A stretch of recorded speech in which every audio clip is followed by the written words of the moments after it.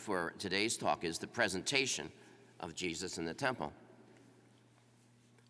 Tomorrow, the Church Universal will celebrate a feast that has three titles: the purification of the Blessed Virgin Mary, the presentation of Jesus in the temple, and Candlemas Day. I want to speak about two things. First of all, how these three titles are related, and then secondly, I'd like to make an application to our personal lives. And so, the ancient Mosaic law, it required a woman who had just given birth to undergo a ritual of purification due to the effusion of blood in giving birth.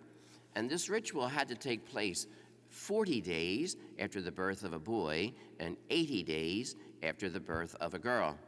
And so that's why this feast is also called the purification of the Blessed Virgin Mary.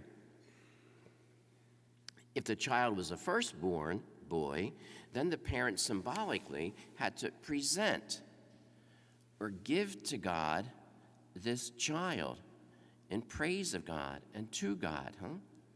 And then symbolically, they had to buy back the child from God. And so they would offer a gift, either 2 turtle doves or 2 pigeons, depending on what the financial status of the family was. And so, for that reason, this feast is also called the presentation of the child Jesus. Scholars say that actually the early church began to celebrate this feast in the 1st century. It was just a continuation of a Jewish ritual. And they continued to celebrate it for the first 300 years. But the feast day of Christmas, now, the presentation occurs 40 days after Christmas. But because the feast day of Christmas had not been settled, what day they were going to celebrate it on, then they couldn't fix the date of the presentation either. And so in the 4th century, when the church decided, okay, December 25th, we're going to hold now as the birthday of Jesus. Once the church decided that, then the church could decide, okay, 40 days later, February 2nd, that's now the feast of the presentation.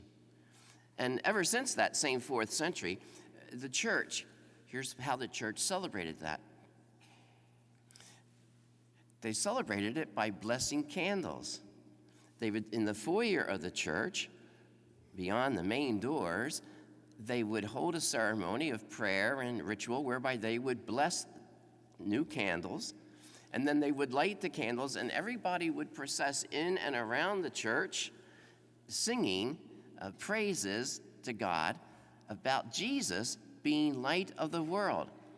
Remember how Simeon says in the gospel tomorrow, you'll hear it, that Jesus is the light to the Gentiles, and therefore the people would process from the back of the church throughout the church while singing, Jesus is the light.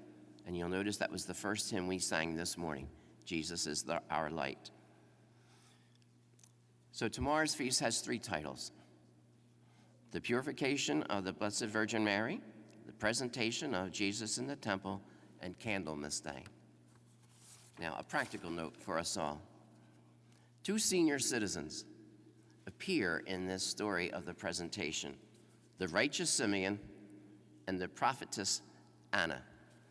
Simeon famously says, "Now, Lord, you may dismiss your servant. Now, Lord, you may dismiss your servant." I suspect that there are many senior citizens who have been waiting and hoping for God to call them.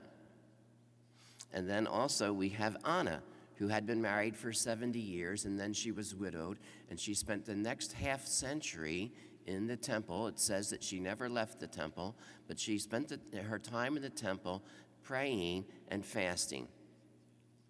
I imagine the depth of this woman's faith. Imagine the aura of sanctity that must have surrounded Anna, a very good, pious, elderly woman. So I have 2 messages, one for the older people and one for the younger people. You decide which category you fit in. For the older people in the congregation, Now, some months ago, I celebrated my 70th birthday, so there's no doubt which category I fit in. I'm aging, okay? And not like a good wine. I am simply slowing down. I can't do everything that I used to do. My hearing is going, my eyesight is going, my energy has gone. I recently visited an aunt who lives across the river in South Jersey. She's 97 years old. Her mind is as sharp as a tack, but her body continues to weaken. And here is what she says to me. Vincent,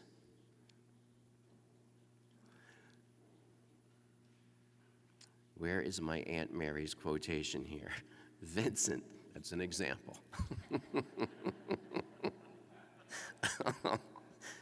Vincent, I'm ready to go. Why doesn't God take me? I pray that he takes me soon. My work on earth was done long ago. I think many senior citizens have that same prayer, have that same thought. So I think it's easy for those of us in the older category, I think it's very easy for us to identify with Simeon and Anna. She spent all her time praying and fasting. Now, we can't spend all our time doing that in the temple, but you know what? We can be praying constantly as we go about our day and constantly thinking of and praying for people whom we know need our prayers. Fasting, you can fast somewhat. Choose the way you wish to fast. It could be in your diet, or it could be in how we spend our time. So we can be like Anna, and we can develop a certain aura of sanctity. For the younger people in the congregation, Simeon and Anna did not wake up one day suddenly very holy. Holiness does not happen overnight. Rather, these two and all of us, they had to grow in holiness, probably beginning in their youth. They prayed daily. They served God and served other people. Sanctity is cumulative. It grows. Knowledge is cumulative.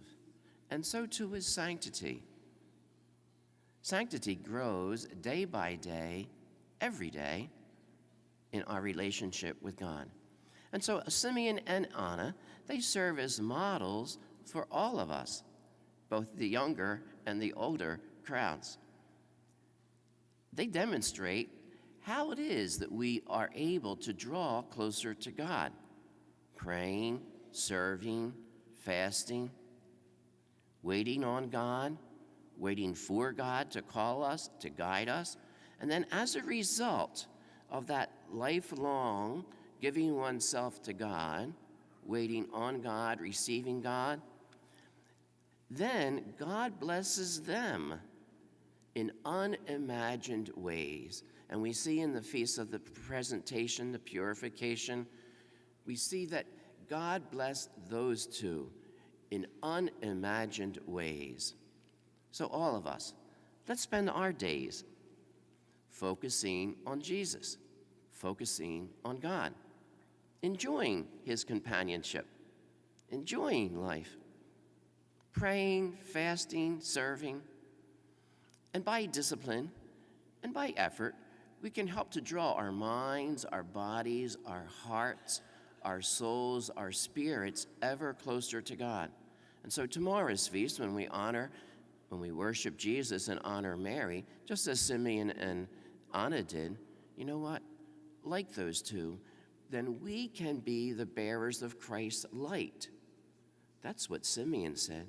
Now I've seen the light that Jesus brings into the world. And so you and I, by honoring Jesus and Mary, like Simeon and Anna, then you and I, we can further bring the light of Christ into the world. And God knows the world needs Jesus' light.